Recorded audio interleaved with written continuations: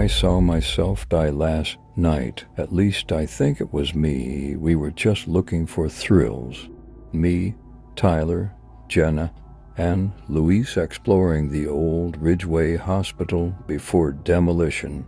Everyone in town had a story about that place, but we didn't believe in ghosts. We believed in views, followers, the algorithm. Tyler had the camera rolling before we even stepped out of the car. "Say something scary for the intro," he said, and Jenna joked, "This is where the nurses still scream." We laughed, not knowing those words would come back to haunt us. The air was sharp, heavy like stepping into a seal tomb.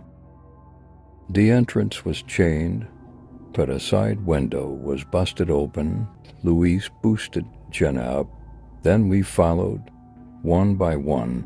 Inside, the silence was complete, like sound had been swallowed. Our lights barely cut the blackness. The floor tiles were cracked, and something dripped steadily from above. We walked past rusted beds and collapsed ceilings. Graffiti screamed from every wall. "Leave. Not alone." Eyes in the dark. We took selfies under it all, tagging our location, joking about going viral.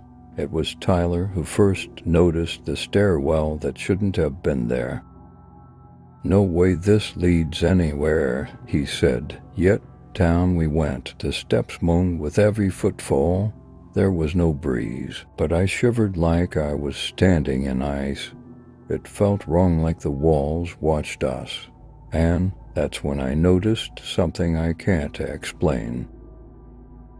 A mirror framed, untouched, clean in all that ruin, and in its reflection we weren't alone. There was a fifth shape, not a person exactly, a smear, a blur of light and shadow right behind me. I spun around. "Nothing?" Tyler asked what was wrong, but I couldn't speak. I just stared at the mirror, heart pounding. The shape was gone, but in its place, my reflection still staring back, only it didn't move when I did. "Dude, what the hell?" Tyler asked, waving his hand in front of my face. I blinked. The mirror was normal again, but something had changed in me. I didn't want to go deeper, but the others were already moving. We followed a narrow hallway that seemed to stretch longer than it should. The walls pulsed with mold and black stains. Jenna whispered, "I feel like we're being watched." Luis joked, "By who?" "The mole ghosts." No one laughed. I kept glancing behind us. Footsteps echoed too many. More than 4, like someone else walked just out of sight. Then the lights went out, not slowly, instantly dark, complete, blinding. Tyler yelled, "Phones, now." We turned on our flashlights and regrouped, but Jenna was missing, gone in the blink of an eye. Not a sound, just absence. We shouted her name, and back the way we came, only the way had changed. A corridor that didn't exist before branched right. Luis swore, "I swear this wasn't here," but Tyler was already following it. I hesitated, the memory of my frozen reflection burning in my head. The hallway ended in a wide surgical room, cracked glass, rusted tools, dried stains, and in the middle Jenna, standing still, facing the wall. Her phone lit the tiles by her feet, but her face was hidden by her hair. She didn't react when we called her. "Jenna?" I stepped closer. Something felt wrong. Her arms were twitching, subtly, like static skipping through her limbs. Then she whispered something I couldn't hear. I leaned in. That's when her head snapped around. Her face was all wrong, like smeared wax. Her eyes were wide, black, endless. She shrieked a sound I'll never forget, metal scraping bone. We ran, didn't look back. Luis pulled me as I stumbled. Tyler kept shouting, "It's not her. That's not Jenna." But I swear I saw the shadows chase us. We found an old supply closet and slammed the door shut. It barely held. Something pounded once, then silence. All of us were shaking. Luis kept whispering. She looked at me. Man. Like she knew me. I didn't speak because I knew something else. That thing didn't want Jenna. It wanted us. I checked my phone. No signal. The battery drained to 4% in minutes, then 3%. Tyler tried his. Dead. Luce's phone flickered and froze on a photo he didn't take. It was us inside the operating room. Only the thing wearing Jenna's skin was smiling. "Let's just go back the way we came," Tyler said. But the hallway outside, it had changed again. What was once a straight path now curved into darkness. "No," I whispered. "It's moving. This place, it's shifting around us." Luis said nothing. He just stared at the photo, lips trembling. We walked single file, every light flickering. My legs felt like stone, each step louder than the last. And then I smelled antiseptic, fresh, not old or rotting like the rest. I looked up. A door marked maternity stood ahead. Its handle slowly turned on its own. We froze. The door opened, just a crack. Beyond it, only black. Tyler raised his flashlight and stepped forward. I hissed, "Don't." But he turned to us and said, "If we stay still, it'll find us anyway." Then pushed the door open and walked inside. Luis followed before I could stop him. I was alone. My body screamed to run, but my legs moved forward. I entered the maternity ward. Empty bassinets lined the walls. And then crying, a baby's wail echoed through the war. Impossible. Wrong. The sound grew louder. Not one baby. Dozens. Screaming, crying, shrieking. But there were no babies. Only shadows in the bassinet squirming, shifting. Tyler and Luis stood frozen, facing a figure in a nurse's gown. She turned slowly, no face, just teeth. Rows of needle-like teeth stretched across where her face should be. No eyes, no nose, just endless rows of smiling blades. The nurse opened her arms. Tyler screamed first. Luis dropped his flashlight. Darkness swallowed us, and I ran. I didn't wait to see if they followed. I burst through a swinging door and crashed into another hallway, different again, new. The walls were covered in old patient files nailed like wallpaper. They fluttered in a non-existent breeze. Whispering. Whispering. And one name kept repeating over and over, mine. Panic clawed at my chest. I tore the pages down. Every single one had my name, birth date, photo, records of injuries I never had. Subject failed, reintegration, subject unstable. What is this? I whispered. Then a hand reached from behind and yanked me backward. It was Luis, shaking, bleeding, alive. He screamed, "Tyler's gone." That thing bit him. It bit straight through his face. We had no time to grieve. A siren started wailing somewhere deep in the hospital. Red lights pulsed. And that's when the intercom clicked on with a voice. Subject 043 has exited containment. All units proceed to recovery zone. Luis and I locked eyes. What subject? Who was 043? Then Luis said it out loud. What if? It's not about the hospital. What if it's about us? I didn't want to answer. We ran.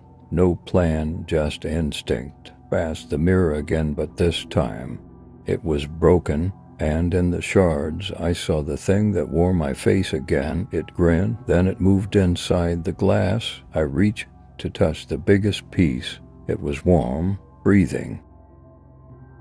A siren blasted louder. Walls vibrated. Ceiling tiles rained down. Luis yelled, "There, stairs." We bolted through another hall. My lungs burned. But even as we ran, I realized we weren't escaping the hospital. The hospital was escaping into us. We reached the stairwell, twisting and deeper than before. I grabbed the rail. It pulsed under my fingers like a vein. Luis was panting, limping, but we didn't stop. We took the stairs down. Though we were sure we came from up, everything had flipped. The hospital was rearranging itself around us. We found a rusted elevator shaft, its doors torn open. A narrow metal ladder led down into darkness. Luis looked at me. We either go down or wait for that thing to find us. I didn't argue. We climbed, step by step, into a depth that felt impossible. We reached a floor labeled 3. It wasn't listed in any of the schematics online. No one had mentioned a sub-basement, but it was there, cold, humming, alive. At the center, a door marked observation. Beside it, security cameras still blinked red. Inside, dozens of monitors lit the room. Each one showed a different hallway, different room, different us. Some screens showed moments that had already happened, others things we hadn't done yet. And one, I watched Luis walk into fire. He hadn't done that yet. Then the door behind us slammed shut. A voice crackled over a speaker. "You were never meant to leave." Luis pounded on the door, screaming. I stared at the monitors, one by one. They blinked out, except one. The screen showed this room, us, but I was alone. I turned.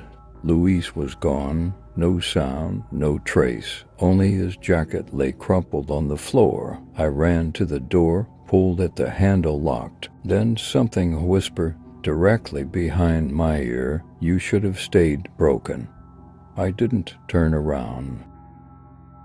The lights dim, monitors shut off, total dark, but I could feel it, breathing with me, inside me.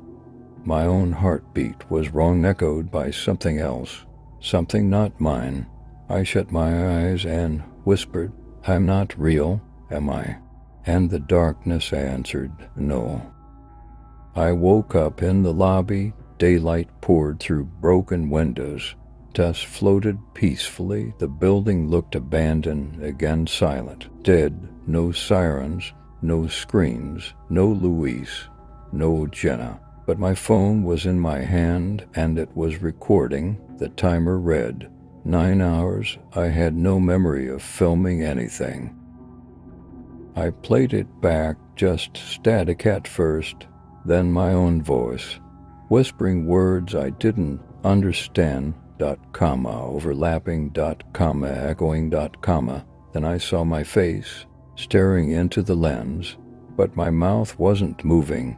The eyes, they blinked sideways like a predator.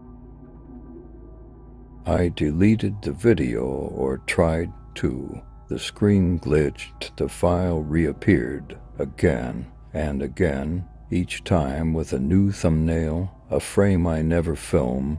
Sometimes Luis, sometimes Jenna, once.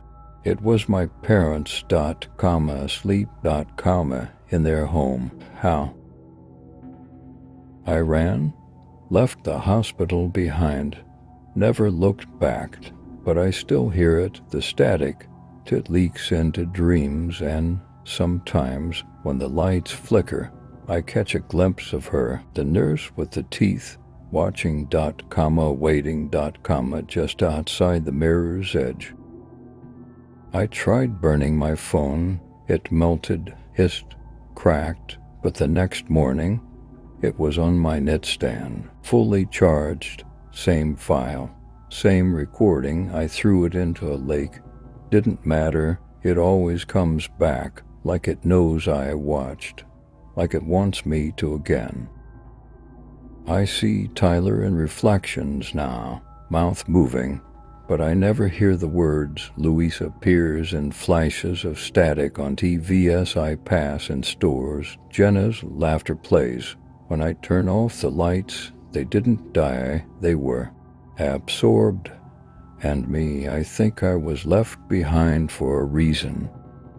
To warn you, maybe, or maybe just to watch what happens when you hit play, because I know you're curious. We all are.